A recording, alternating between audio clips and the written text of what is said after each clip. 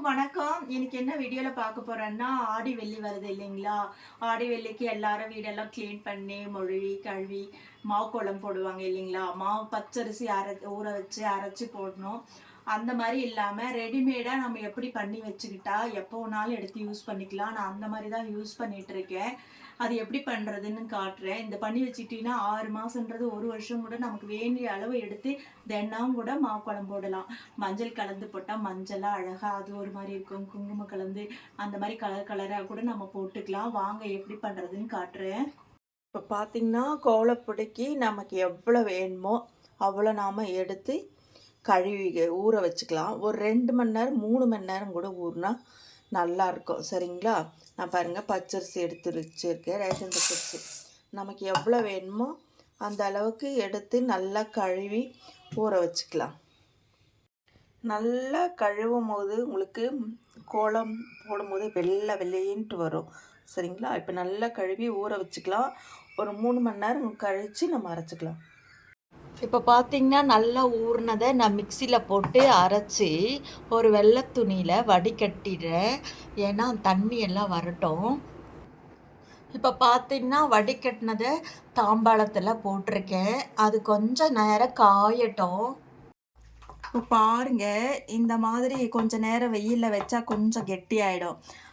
அப்போ பார்த்திங்கன்னா நம்ம இந்த மாதிரி ஏதாவது ரவுண்டாக கூட உருட்டி வச்சு காய வச்சு நமக்கு வேண்டிய மாதிரி கொஞ்சம் காயறதுக்கு முன்னாடி எடுத்து ரவுண்டாவோ இல்லை நாமக்கட்டி மாதிரியோ இல்லைன்னா உருண்டையாவோ நம்ம எப்படி வேணாலும் பண்ணி காய வச்சு எடுத்து வச்சுக்கிட்டோம்னா நமக்கு எப்போ தேவையோ அப்போ எடுத்து கொஞ்சம் பச்சை தண்ணியில் போட்டு நம்ம எவ்வளோ தண்ணி கோலம் போடுறதுக்கு வேணுமோ அந்த அளவுக்கு நம்ம எடுத்து போட்டு ஊற வச்சுக்கிட்டு கலக்கிக்கிட்டு நம்ம கோலம் போட்டுக்கலாம். நான் இது கடைக்கு கொடுக்கறதுக்காக நான் சேல்ஸ் பண்ணுறது. அதனால் நான் ஒரு நாமக்கட்டி மாதிரி அதாவது சாப்பீஸ் மாதிரியோ நாமக்கட்டி மாதிரியோ பண்ணி நான் பேக் பண்ணி கடைக்கு கொடுக்குறேன். இல்லைனா தூள் பண்ணி கூட நம்ம வச்சுக்கலாம். இது நல்லா காய வச்சு நான் வீட்டுக்குன்னா இந்த மாதிரி தான் பண்ணுவேன். பாருங்க, இப்போது இதை நம்ம இந்த மாதிரி பண்ணி வச்சுருக்கேன். ஷேப்பாக காய வச்சுக்கலாம். நான் பாருங்கள் வீட்டுக்கு இந்த மாதிரி அப்படியே நான் ஷேப் இல்லாமல் அப்படியே தட்டில் போட்டு காய வச்சு எடுத்து மறுபடியும் மிக்சியில் பொடி பண்ணி எடுத்து வச்சுருக்கேன். இப்போது நான் கோலம் போட்டு காட்டுறேன். ஒரு கப்பில் கொஞ்சம் தண்ணி எடுத்து விட்டுருக்கேன். தேவையான அளவு நான் இந்த கோலம் பவுட்ரு அதாவது கோலக்கட்டி பவுட்ரு போடுறேன். அப்புறம் நல்லா கலக்கிக்கணும். நமக்கு அப்படியே வேணாலும் போட்டுக்கலாம். இல்லைன்னா கலர் வேணும்னா கொஞ்சம் மஞ்சத்தூள் போட்டு கலக்கிக்கிட்டா அது மஞ்சள் கலராக இருக்கும். சாமிக்கிட்டலாம் நீங்கள் இந்த மாதிரி போட்டிங்கன்னா மஞ்சத்தூள் கலந்து போட்டால் உங்களுக்கு கலராகவும் இருக்கும். கூட பார்த்திங்கன்னா வாசனை திரவியம் ஏதாவது கலந்து போட்டிங்கன்னா இன்னும் நல்லா மணமாக இருக்கும்.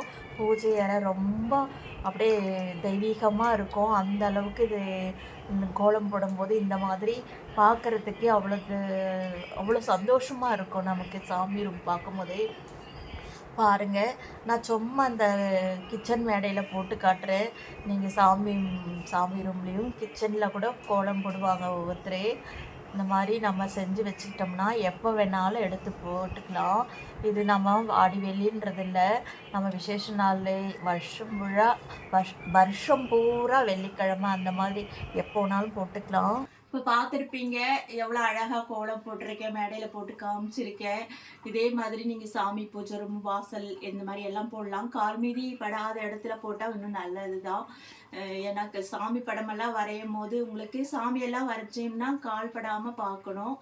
மற்றபடி வாசலில் கூட போட்டுக்கலாம். அவ்வளோ அழகாக இருக்கும் காவி வச்சா.